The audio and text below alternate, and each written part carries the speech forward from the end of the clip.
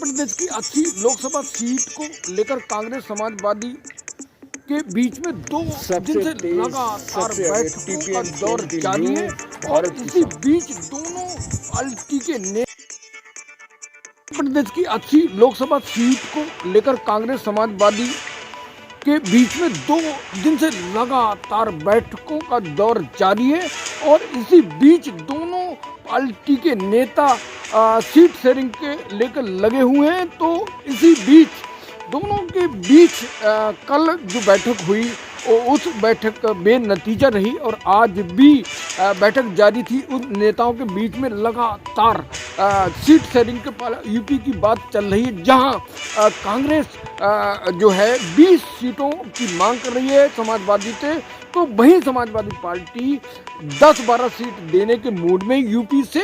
इसका बड़ा कारण यह है कि कांग्रेस चाहती है कि उसे 2019 का जो परिणाम रहा है उसके आधार पर उसे सीट शेयरिंग के फार्मूला के तहत सीट दी जाए 20 सीटें, लेकिन समाजवादी 2009 की जो परिणाम थे उस परिणाम के आधार पर सीट की मांग मतलब सीट देना चाह रही कांग्रेस को। तो इसी कारण दोनों नेताओं के बीच में दूसरे दिन की वार्ता चल रही है। वार्ता के बाद अभी कोई निष्कर्ष नहीं लिखा है, लेकिन उधर जो समाजवादी नेता हैं उनका जो सिर्फ रामगोपाल यादव, उनका कहना है कि अभी जो है 2 रास्ता तय कर लिए हैं और आधा रास्ता तय कर लिया है और आधा रास्ता अभी बाकी है।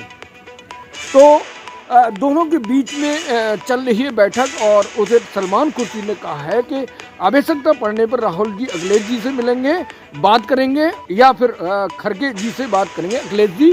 तो अभी बात तो अभी जो सीट शेयरिंग का फार्मूला है वो अभी समाजवादी और कांग्रेस के बीच में तय नहीं हुआ है। और इधर दूसरी तरफ जो है कांग्रेस और समाजवादी दोनों लोग ही पिछले के दरवाजे से बसपा का दरवाजा खटाना है, मायावती के साथ कनेक्ट होने की कोशिश कर रहे हैं, मायावती के साथ गठबंधन की कोशिश कर रहे हैं। लेकिन अभी उन मायावती ने खुलकर कह दिया अपने जन्मदिन पर 15 जनवरी को कि अभी मैं मौजूदा टाइम में किसी के साथ गठबंधन नहीं करेंगे, अपने दम पर 80 सीट पर चुनाव लड़ेंगे। तो मायावती की बात जो है उन्होंने स्पष्ट कर दिया है, लेकिन उनका ये जो गठबंधन ना करना, इंडिया गठबंधन, उसका बहुत बड़ा कारण है। अब वो कारण को फिर बाद में बताएंगे, फिलहाल आगे बात करते हैं। तो जो 20 सीटें कांग्रेस मांग रही यूपी में 2024 के लोकसभा चुनाव में, जबकि कांग्रेस जो है वो कांग्रेस 20 सीटें मांग रही है और जबकि समाजवादी 10-12 सीटें जीतने के मूड में है।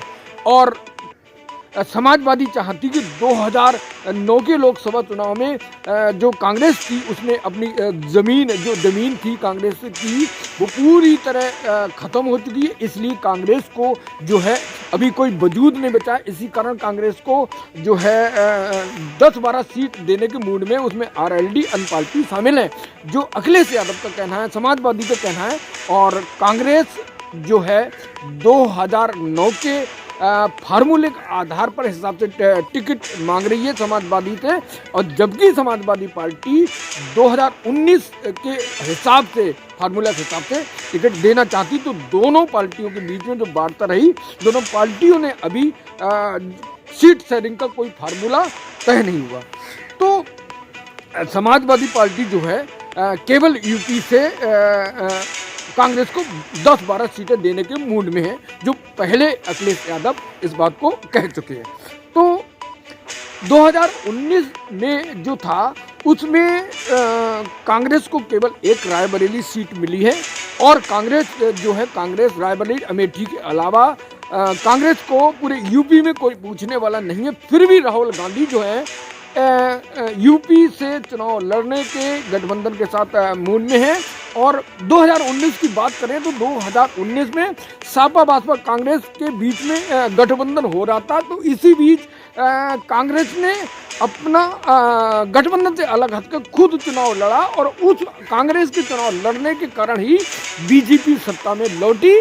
और फिर भी समाजवादी कांग्रेस को समाजवादी और बसपा को दोनों को एक को 5 सीटें मिली समाजवादी को, जबकि कांग्रेस बसपा को 10 सीटें मिली।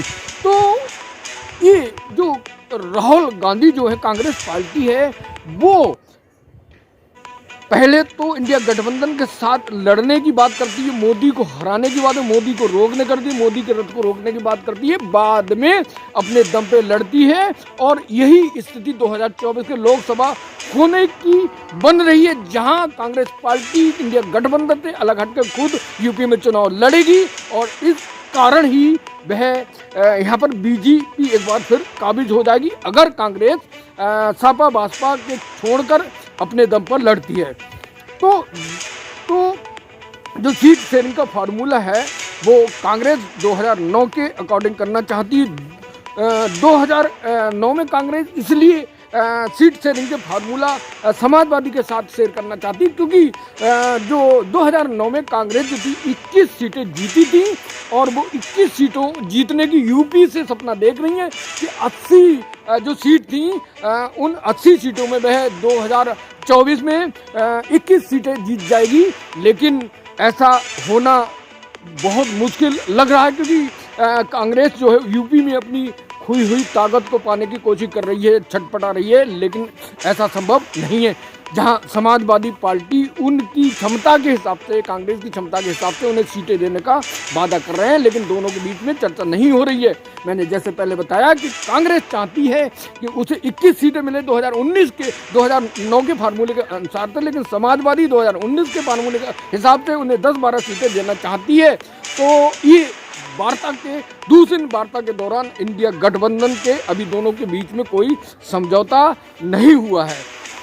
आगे बात कर लेते हैं जो कांग्रेस पार्टी है। कांग्रेस 2009 के जो 21 सीटें जीती थी, और कौन कौन लोग थे, जो सारे लोग जो थे कांग्रेस के वो बीजेपी में चले गए, समाजवादी में चले गए, जिस कारण उन सीटों पर जो है समाजवादी कहती है कि कांग्रेस की मजबूत स्थिति नहीं है। कांग्रेस का कहना जो है वो 2009 के हिसाब से, जबकि समाजवादी समय की नज़ाकत को देखते हुए चाहती है कि जो 10-12 सीटें दे रही वो सही है, लेकिन कांग्रेस जो है उन बातों पर मानने को तैयार नहीं है। समाजवादी का कहना है कि 2019 में जब कांग्रेस पार्टी रायबरेली की सिर्फ एक ही सीट जीती थी पूरी 80 सीटों में, तो इस लिहाज से 2024 में कांग्रेस अपनी मजबूत स्थिति नहीं है, और कमज़ोर स्थिति के कारण कांग्रेस को ज़्यादा सीट देना खतरे से खाली नहीं है। और जबकि मैंने पहले कहा था, कांग्रेस का कहना है कि समाजवादी के जो सांसद हैं 5 सांसद, उन 5 सांसदों की सीट को छोड़कर उसे अन्य जो बची सीटें हैं जहां कांग्रेस की स्थिति मजबूत है वहां पर उसे 20 सीट दे दी जाए। तो ये दोनों के बीच वार्ता के दौरान कोई बात नहीं बनी।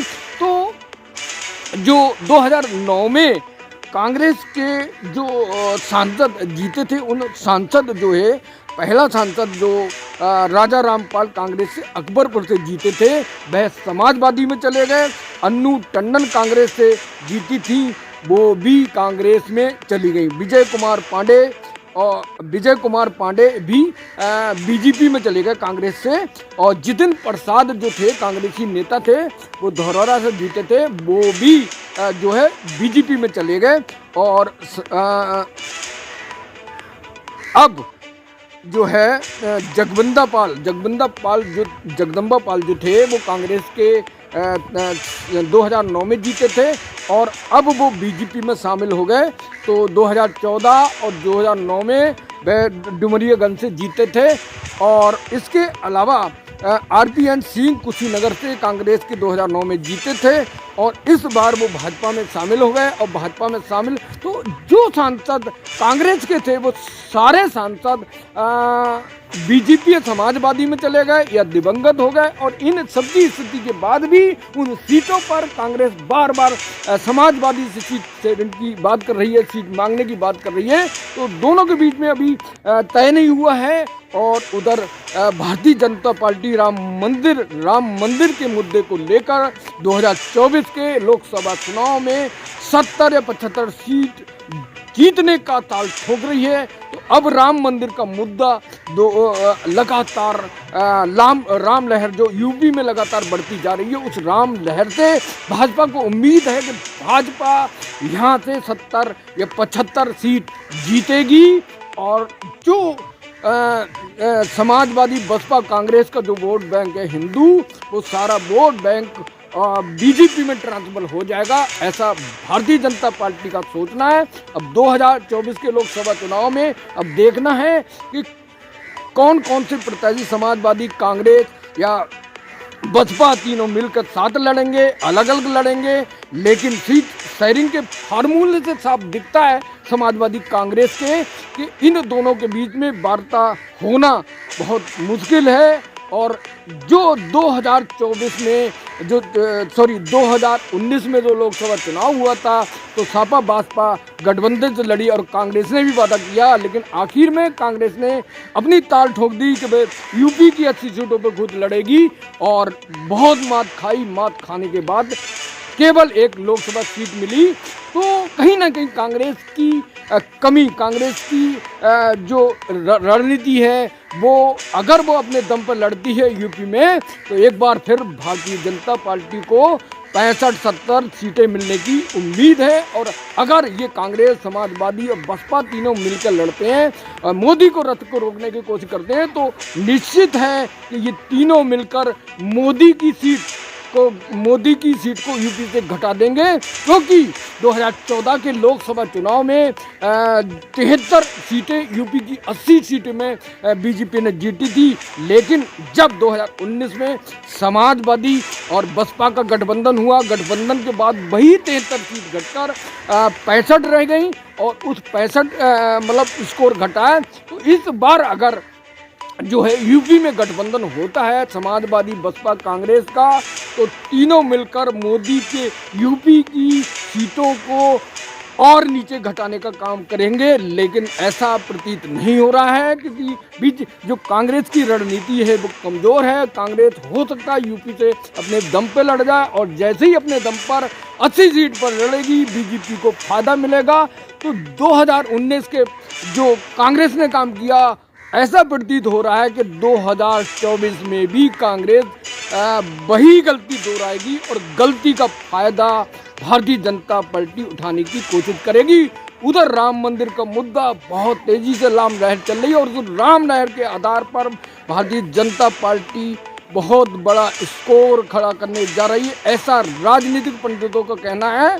अब इंतजार कीजिए, जुड़े रहिए टाइगर पोस्ट न्यूज से। TPN 20 न्यूज, भारत की शान, सबसे तेज सबसे आगे। TPN 20 न्यूज, भारत की शान।